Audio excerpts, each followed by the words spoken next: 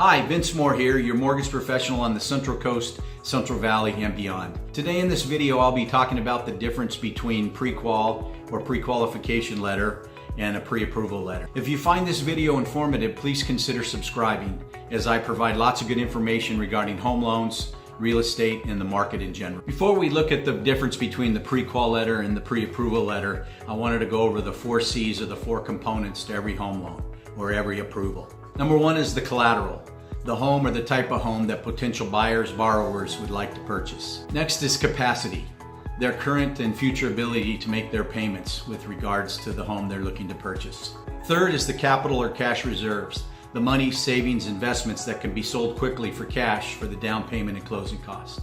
The fourth is credit, their history of paying bills on time and their other debts. I'd recorded a previous video covering the 4 C's in greater depth if you'd like to view it. With a pre-qualification letter and or a pre-approval letter, in most cases, actually in a lot of cases, the component that is missing is the property. This is known to be a TBD, or a to be determined.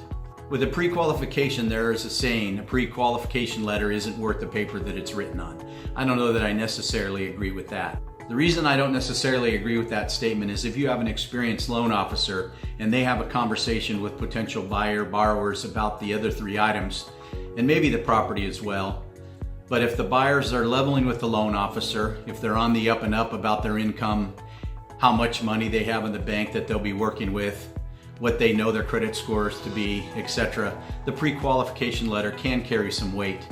It does have some validity to it. But it's such a seller's market right now, as inventory is as low as it's been in over 40 years across the country. Potential buyers want to come in with their best and strongest offer. Not having to make an offer contingent, at least not contingent upon financing, gives them a leg up. Being pre-approved will give them a negotiating advantage, much like an all-cash buyer. So the difference would be between a pre-qualification and a pre-approval is that the potential buyers give their information regarding the other 3 items or components. Their information is actually verified by somebody other than the loan officer. Because no matter how experienced the loan officer may be, they are not the one approving the loan. An underwriter will be. There are 2 types of approvals.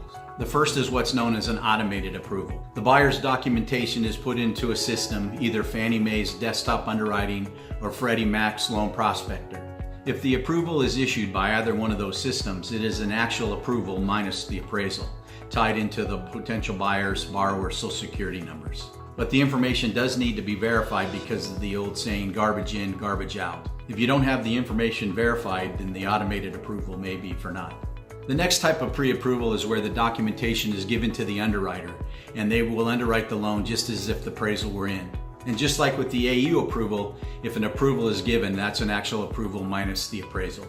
So with the pre-approval letter, the only contingency with regards to financing would be the property appraised for the purchasing price, and there would be no health and or safety issues called out by the appraiser. But potential buyers, borrowers are good to go.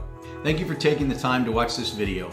Again, if you found the information to be informative, please subscribe. If you've already subscribed, please like and share. If I can assist you or someone you know with any home loan needs, please let me know. I wish you all the best.